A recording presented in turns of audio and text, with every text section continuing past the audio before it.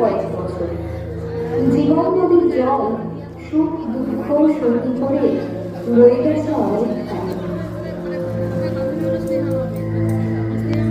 কিমাশ্চর্য মহৎপরম বাপের সাধন জোরে আশীর্বাদের প্রথম অংশ 2 মাস যেতেই ধরল কেমন করে। পঞ্চাননকে ধরল এসে জমি, কিন্তু মেয়ের কপাল ক্রমে ধরল না তার শেষে দিকটা, দিলে না জম ফিরে। মঞ্জুলিকা বাপের ঘরে ফিরে এলো সিঁদুর মুছে ফিরে।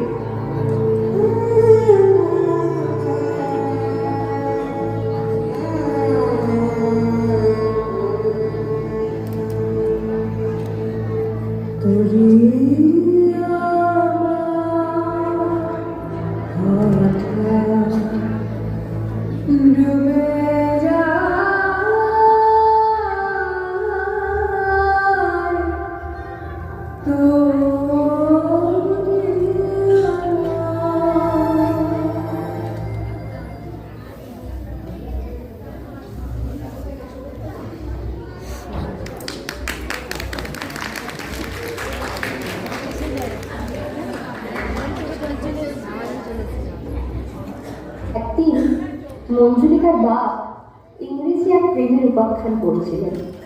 সেই সময় বাতাস করে গায়ে পায়ে হাত বুলিয়ে মা বলেন, যে যা খুশি বলুক, যার খুশি নিন্দা করুক, মঞ্জুরির বিয়ে আমি দেব। আরে রস্য রস্য দাঁড়াও, আমি আগে পটল তুলি, তারপর মায়ে ঝিয়ে গিয়ে একসঙ্গে বিয়ে পিড়িতে বসো। যত সব আদি খেতা। কি পাষাণ মন গো তোমার। ধর্মের পথ বড় কঠিন। তোমার মাতারানির পুতুল হলে তো এতদিন কেঁদে কেঁদে গলে যেত। হ্যাঁ,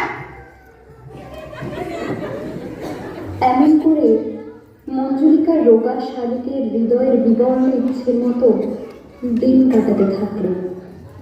হঠাৎই তাদের সংসারের ভাগ্যাকাশে ঘনিয়ে এলো দুর্যোগের করাল ছায়া।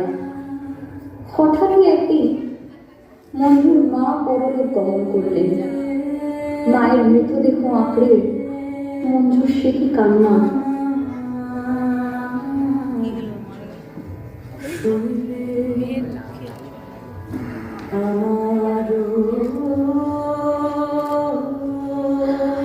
মা, ও মা, তুমি একটাবার চোখ খুলে তাকাও না মা।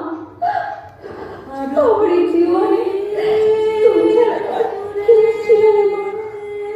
আজ তুমিও আমায় ছেড়ে চলে গেলে।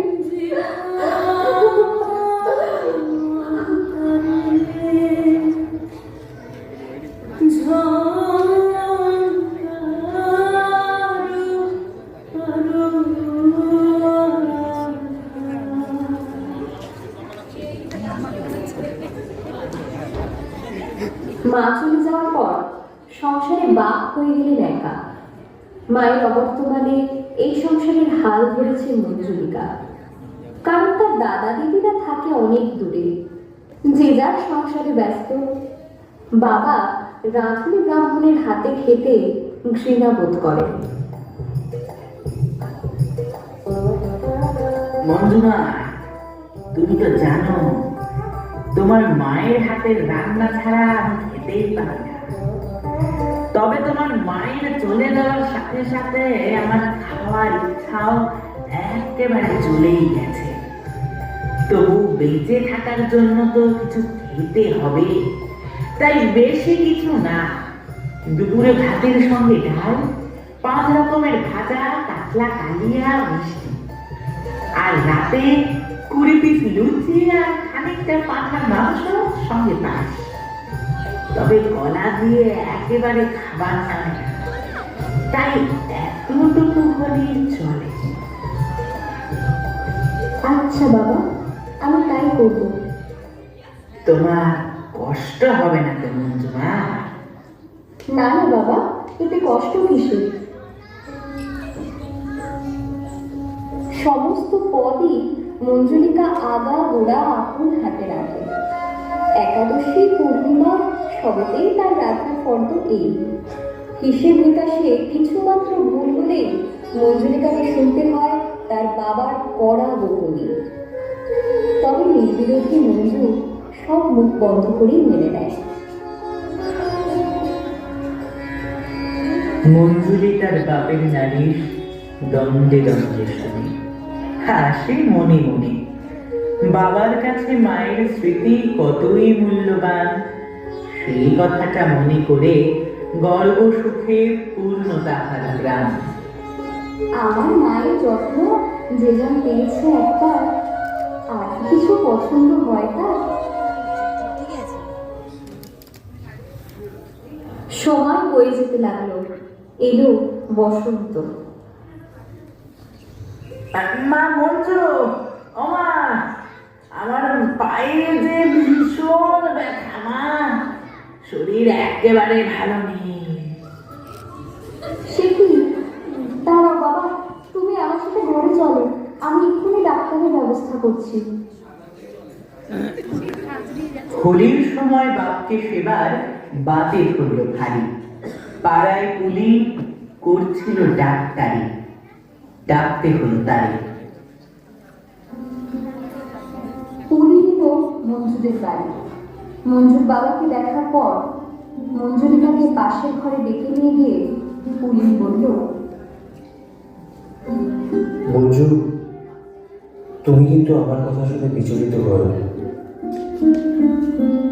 তোমার বাবার হৃদযন্ত্র বিকল হওয়ার সম্ভাবনা আছে। তাহলে উপায়? ওনার একটু সেবার দরকার। আমি প্রাণপণে সেবা করব, বাবা ঠিক সেরে উঠবে। সে আমি জানি। আজ তাহলে যাই, প্রয়োজন হলে আমাকে আবার খবর দিও। আচ্ছা।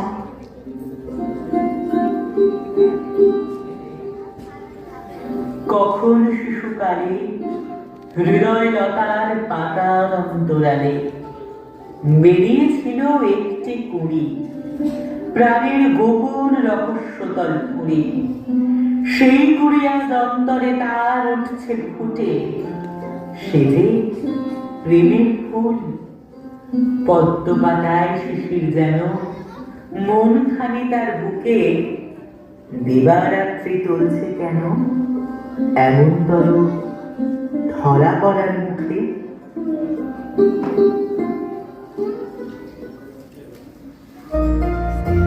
এমন দোটানার মধ্যে দিয়ে দিন বয়ে যেতে লাগলো। একদিন মঞ্জু তার মনের কথা লিখছে একটি খাতার পাতায়। হঠাৎ এমন সময় শিলা তার হাত থেকে কেড়ে নিল কাগজখানা। শিলা, কাগজখানা ফেরত দে বলছি। বাবা, পাতায় পাতায় পুলিনের নাম তো শুধু। ভালো হবে না কিন্তু শিলা, বলে দিলাম। আর তাছাড়া তুই আস্তে কথা বল, আমার মতো বিধবা মেয়ে মানুষের এইসব। কলকাতায় বিধবা বিবাহ আইন এনেছেন বিদ্যাসাগর মশাই। আর তোর মায়ের যখন এই বিয়েতে মত ছিল, তখন ভেবে দেখ মঞ্জু। এটা কলকাতা নয় শিলা। শোন, কাকাবাবুর সাথে দেখা করেই তোর কাছে এলাম। কাকিমা গত হওয়ার পর থেকেই তো তুই সংসারের জন্য অক্লান্ত পরিশ্রম করেছিস। এবার নিজের কথা একটু ভাব। আমি নিজের বাবার জন্য এইটুকু করতে পারবো না? তা কেন করবি না? তবে এবার নিজের দিকটাও দেখ। পুলিন তো এখনো তোকে ভালোবাসে। তা হয় না শিলা। আর বাদ